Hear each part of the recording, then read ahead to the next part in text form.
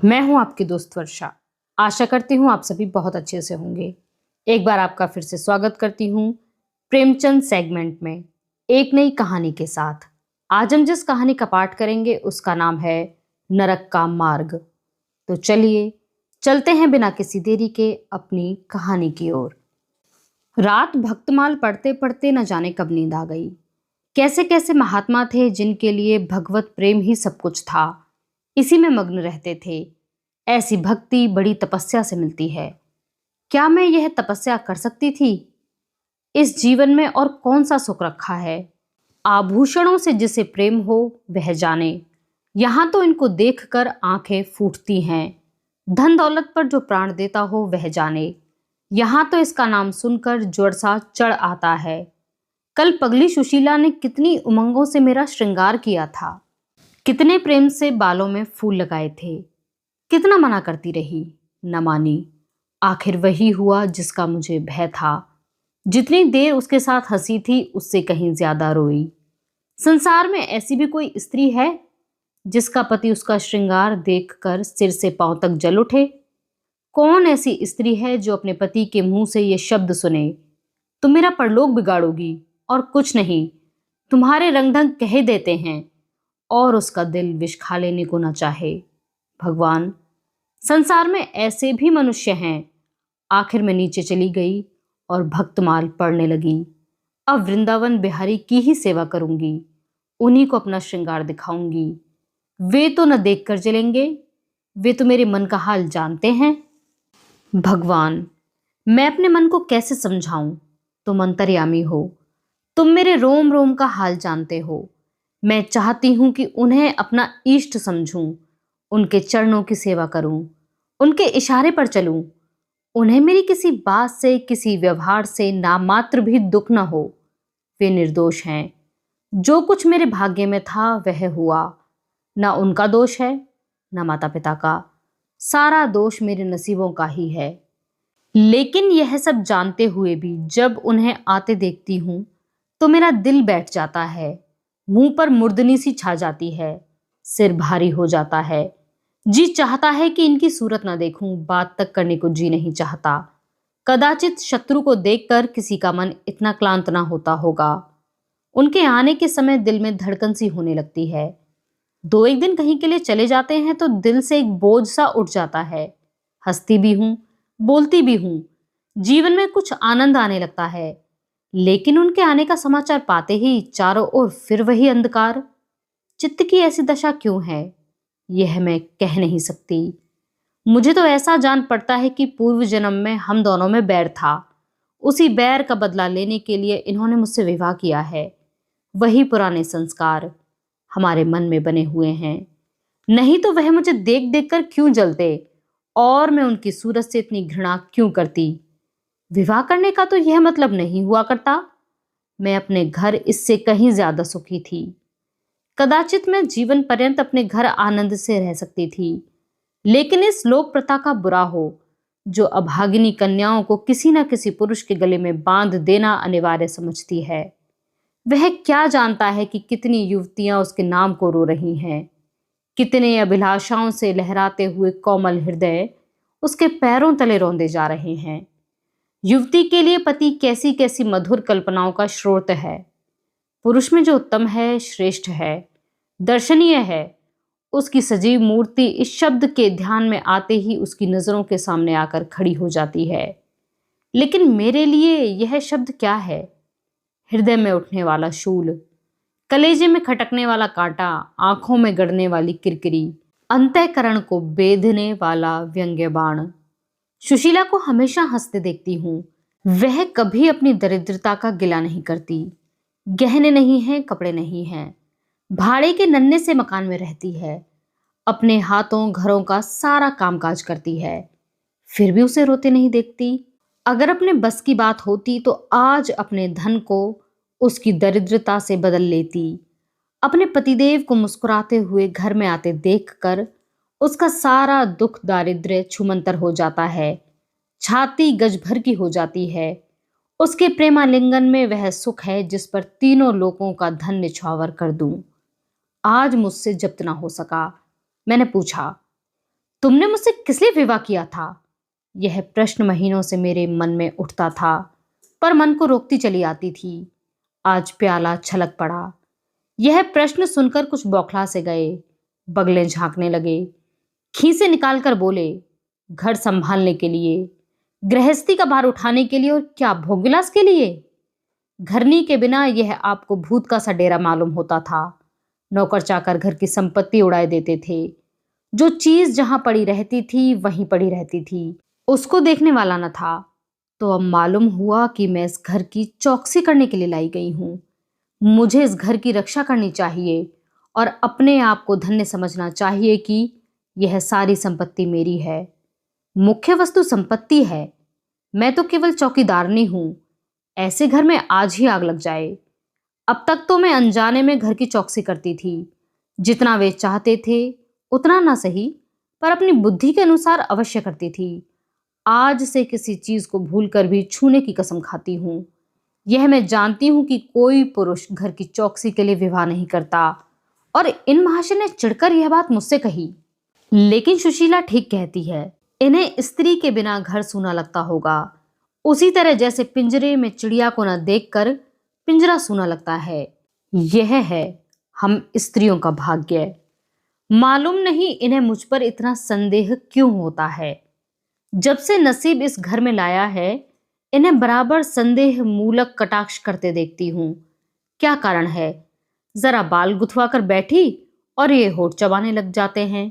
कहीं जाती नहीं, कहीं आती नहीं, किसी से बोलती नहीं, फिर भी इतना संदेह। यह अपमान असहनीय है। क्या मुझे अपनी आबरू प्यारी नहीं? यह मुझे इतनी छिचोरी क्यों समझते हैं? इन्हें मुझ पर संदेह करते लज्जा भी नहीं आती? काना आदमी किसी को हंसते देखता है तो समझता है लोग मुझी पर हंस रहे हैं। शायद इन्हें भी यही वहम हो गया है कि मैं इन्हें चिढ़ाती हूं। अपने अधिकार से बाहर कोई काम कर बैठने से कदाचित हमारे चित्त की यही वृत्ति हो जाती है। भिक्षुक राजा की गद्दी पर बैठकर चैन की नींद नहीं सो सकता। उसे अपने चारों तरफ शत्रु ही शत्रु दिखाई देंगे। मैं समझती हूं सभी शादी करने वाले बूढ़ों का यही हाल है। आज सुशीला के कहने से मैं ठाकुर जी की झांकी देखने जा रही थी। अब यह साधारण बुद्धि का आदमी भी समझ सकता है कि फूहड़ बहू बनकर बाहर निकलना अपनी हंसी उड़ाना है। लेकिन आप उसी वक्त न जाने किधर से टपक पड़े और मेरी ओर तिरस्कारपूर्ण नेत्रों से देखकर बोले, कहाँ की तैयारी है? मैंने कह दिया, जरा ठाकुर जी की झांकी देखने जाती हूं। इतना सुनते ही त्योरियां चढ़ाकर बोले, तुम्हारे जाने की कुछ जरूरत नहीं। जो स्त्री अपने पति की सेवा नहीं कर सकती, उसे देवताओं के दर्शन से पुण्य के बदले पाप होता है। मुझसे उड़ने चली हो? मैं औरतों की नस नस पहचानता हूं। मुझे ऐसा क्रोध आया कि बस अब क्या कहूं। उसी दम कपड़े बदल डाले और प्रण कर लिया कि अब कभी दर्शन करने न जाऊंगी। इस अविश्वास का भी कुछ ठिकाना है? न जाने क्या सोचकर रुक गई।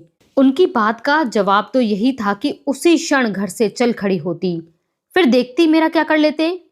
इन्हें मेरे उदास और विमन रहने पर आश्चर्य होता है। मुझे मन में कृतघ्न समझते हैं। अपनी समझ में इन्होंने मेरे साथ विवाह करके शायद मुझ पर कोई बड़ा एहसान किया है। इतनी बड़ी जायदाद और इतनी विशाल संपत्ति की स्वामिनी होकर मुझे फूले न समाना चाहिए था। आठों पहर इनका यशगान करते रहना चाहिए था। मैं यह सब कुछ न करके उल्टे और मुंह लटकाए रहती हूँ। कभी कभी मुझे बेचारे पर दया आती है। यह नहीं समझते कि नारी जीवन में कोई ऐसी वस्तु भी है जिसे खोकर उसकी आंखों में स्वयं भी नरक तुल्य हो जाता है। 3 दिन से बीमार हैं। डॉक्टर कहते हैं बचने की कोई आशा नहीं, निमोनिया हो गया है, पर मुझे न जाने क्यों इसका गम नहीं है। मैं इतनी वज्र हृदय कभी न थी। न जाने मेरी वह कोमलता कहाँ चली गई। किसी बीमार की सूरत देखकर मेरा हृदय करुणा से चंचल हो जाता था। मैं किसी का रोना नहीं सुन सकती थी। आज मैं वही हूं कि 3 दिन से उन्हें अपनी बगल के कमरे में पड़े कराहते सुनती हूं और एक बार भी उन्हें देखने न गई। आंख में आंसू आने का जिक्र ही क्या। मुझे ऐसा मालूम होता है इससे मेरा कोई नाता ही नहीं है। मुझे चाहे कोई पिशाचिनी कहे, चाहे उल्टा, पर मुझे तो यह कहने में लेश मात्र भी संकोच नहीं है कि इनकी बीमारी से मुझे एक प्रकार का ईर्ष्या में आनंद आ रहा है। इन्होंने मुझे यहाँ कारावास दे रखा था। मैं इसे विवाह का पवित्र नाम नहीं देना चाहती। यह कारावास ही है। मैं इतनी उदार नहीं हूं कि जिसने मुझे कैद में डाल रखा हो उसकी पूजा करूं, जो मुझे लात से मारे उसके पैरों को चूमूं।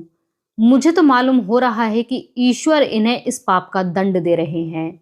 मैं निसंकोच होकर कहती हूं कि मेरा इनसे विवाह नहीं हुआ। स्त्री किसी के गले बांध दिए जाने से उसकी विवाहिता नहीं हो जाती।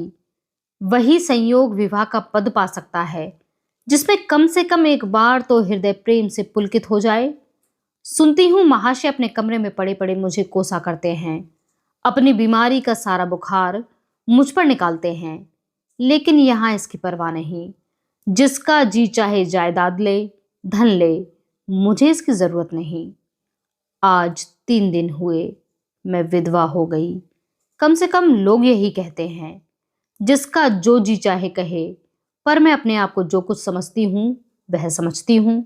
मैंने चूड़ियां नहीं तोड़ी, क्यों तोड़ूं? मांग में सिंदूर पहले भी नहीं डालती थी, अब भी नहीं डालती। बूढ़े बाबा का क्रियाक्रम उनके सुपुत्र ने किया, मैं पास न फटकी। घर में मुझ पर मनमानी आलोचनाएं होती हैं। कोई मेरे गुथे हुए बालों को देखकर नाक से कोड़ता है, कोई मेरे आभूषणों पर आंख मटकाता है। यहाँ इसकी चिंता नहीं। इन्हें चिढ़ाने को मैं भी रंग बिरंगी साड़ियां पहनती हूँ और बनती संवरती हूँ। मुझे जरा भी दुख नहीं है। मैं तो कैसे छूट गई। इधर कई दिन बाद सुशीला के घर गई। छोटा सा मकान है, न कोई सजावट न कोई सामान, चारपाइयां तक नहीं, पर सुशीला कितने आनंद से रहती है। उसका उल्लास देखकर मेरे मन में भी भांति भांति की कल्पनाएं उठने लगती हैं। उन्हें कुत्सित क्यों कहूं, जब मेरा मन उन्हें कुत्सित नहीं समझता। इनके जीवन में कितना उत्साह है। आंखें मुस्कुराती रहती हैं, होठों पर मधुर हास्य खेलता रहता है, बातों में प्रेम का स्रोत बहता हुआ जान पड़ता है। इस आनंद से चाहे वह कितना ही क्षणिक हो, जीवन सफल हो जाता है। फिर उसे कोई भूल नहीं सकता। उसकी स्मृति अंत तक के लिए काफी हो जाती है। इस मिजराव की चोट हृदय के तारों को अंतकाल तक मधुर स्वरों से कंपित रख सकती है। एक दिन मैंने सुशीला से कहा, अगर तेरे पतिदेव कहीं परदेश चले जाएं तो रोते रोते मर जाएगी? सुशीला गंभीर भाव से बोली, नहीं बहन, मरूंगी नहीं। उनकी याद सदैव प्रफुल्लित करती रहेगी, चाहे उन्हें परदेश में बरसों लग जाएं। मैं यही प्रेम चाहती हूँ। इसी चोट के लिए मेरा मन तड़पता रहता है। मैं भी ऐसी ही स्मृति चाहती हूँ, जिससे दिल के तार सदैव बजते रहें, जिसका नशा नित्य छाया रहे। रात रोते रोते हिचकियां बंध गईं। न जाने क्यों दिल बार बार भर आता था। अपना जीवन सामने एक बीहड़ मैदान की भांति फैला हुआ मालूम होता था, जहां बगलों के सिवा हरियाली का नाम नहीं। घर फाड़े खाता था। चित्त ऐसा चंचल हो रहा था कि कहीं उड़ जाऊं। आजकल भक्ति के ग्रंथों की ओर ताकने को जी नहीं चाहता, कहीं सैर करने की भी इच्छा नहीं होती। क्या चाहती हूँ वह मैं स्वयं नहीं जानती, लेकिन मैं जो नहीं जानती वह मेरा एक एक रोम जानता है। मैं अपनी भावनाओं की सजीव भूमि हूँ। मेरा एक एक अंग मेरी आंतरिक वेदना का अंतर्नाद कर रहा है। मेरे चित्त की चंचलता उस अंतिम दशा को पहुंच गई जब मनुष्य को निंदा की ना लज्जा रहती है ना भय। जिन लोभी स्वार्थी माता पिता ने मुझे कुएं में ढकेला, जिस पाषाण हृदय प्राणी ने मेरी मांग में सिंदूर डालने का स्वांग किया, उनके प्रति मेरे मन में बार बार दुष्कामनाएं उठती हैं।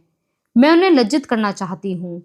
मैं अपने मुंह में कालिख लगाकर उनके मुंह में कालिख लगाना चाहती हूँ। मैं अपने प्राण देकर उन्हें प्राण दंड दिलाना चाहती हूँ। मेरा नारित्व लुप्त हो गया है। मेरे हृदय में प्रचंड ज्वाला उठी हुई है। घर के सारे आदमी सो रहे थे। मैं चुपके से नीचे उतरी, द्वार खोला और घर से निकली। जैसे कोई प्राणी गर्मी से व्याकुल होकर घर से निकले और किसी खुली हुई जगह की ओर दौड़े। उस मकान में मेरा दम घुट रहा था। सड़क पर सन्नाटा था, दुकानें बंद हो चुकी थीं। सहसा एक बुढ़िया आती हुई दिखाई दी। मैं डरी कि कहीं चुड़ैल न हो। बुढ़िया ने मेरे समीप आकर मुझे सिर से पांव तक देखा और बोली, किसकी राह देख रही हो? मैंने चिढ़कर कहा, मौत की। बुढ़िया, तुम्हारे नसीबों में तो अभी जिंदगी के बड़े बड़े सुख भोगने लिखे हैं। अंधेरी रात गुजर गई, आसमान पर सुबह की रोशनी आ रही है। मैंने हंसकर कहा, अंधेरे में भी तुम्हारी आंखें इतनी तेज हैं कि नसीबों की लिखावट पढ़ लेती है। बुढ़िया, आंखों से नहीं पढ़ती बेटी, अक्ल से पढ़ती हूं। धूप में चूड़े सफेद नहीं किए हैं। तुम्हारे बुरे दिन गए और अच्छे दिन आ रहे हैं। हंसो मत बेटी, यही काम करते इतनी उम्र गुजर गई। इसी बुढ़िया की बदौलत जो नदी में कूदने जा रही थी, वे आज फूलों की सेज पर सो रही है। जो जहर का प्याला पीने को तैयार थीं, वे आज दूध की कुल्लियां कर रही हैं। इसलिए इतनी रात गए निकलती हूं कि अपने हाथों किसी अभागिन का उद्धार हो सके तो करूं। किसी से कुछ नहीं मांगती। भगवान का दिया सब कुछ घर में है। केवल यही इच्छा है कि मुझसे जहां तक हो सके दूसरों का उपकार करूं। जिन्हें धन की इच्छा है उन्हें धन, जिन्हें संतान की इच्छा है उन्हें संतान। बस और क्या कहूं। वह मंत्र बता देती हूं, जिसकी जो इच्छा हो वह पूरी हो जाए। मैंने कहा, मुझे न धन चाहिए न संतान। मेरी मनोकामना तुम्हारे बस की बात नहीं है। बुढ़िया हंसी।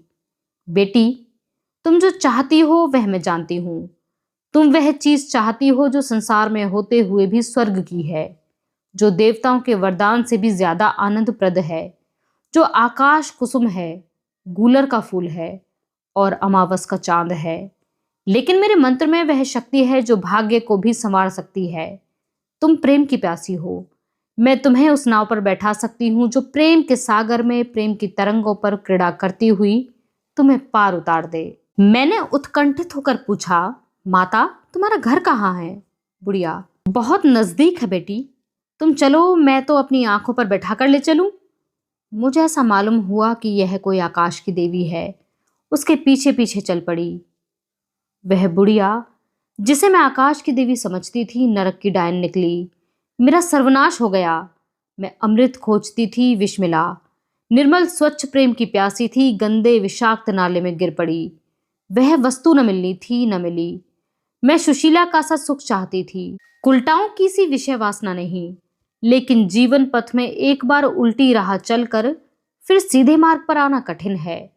लेकिन मेरे अध्यपतन का अपराध मेरे सिर नहीं, मेरे माता पिता और उस बूढ़े के सिर पर है जो मेरा स्वामी बनना चाहता था। मैं ये पंक्तियां न लिखती, लेकिन इस विचार से लिख रही हूं कि मेरी आत्मकथा पढ़कर लोगों की आंखें खुले। मैं फिर कहती हूं, अब भी अपनी बालिकाओं के लिए धन जायदाद कुलीनता मत देखो, केवल वर देखो। अगर उसके जोड़ का वर नहीं पा सकते तो लड़कियों को कुंवारी रख छोड़ो, जहर देकर मार डालो, गला घोंट डालो, पर किसी बूढ़े खूसट से मत ब्याहो। स्त्री सब कुछ सह सकती है, दारुण से दारुण दुख, बड़े से बड़ा संकट। अगर नहीं सह सकती तो अपने यौवन काल की उमंगों का कुचला जाना। रही मैं, मेरे लिए अब इस जीवन में कोई आशा नहीं। इस अधम दशा को भी उस दशा से न बदलूंगी जिससे निकल कर आई हूं। आज की यह कहानी यहीं पर समाप्त होती है।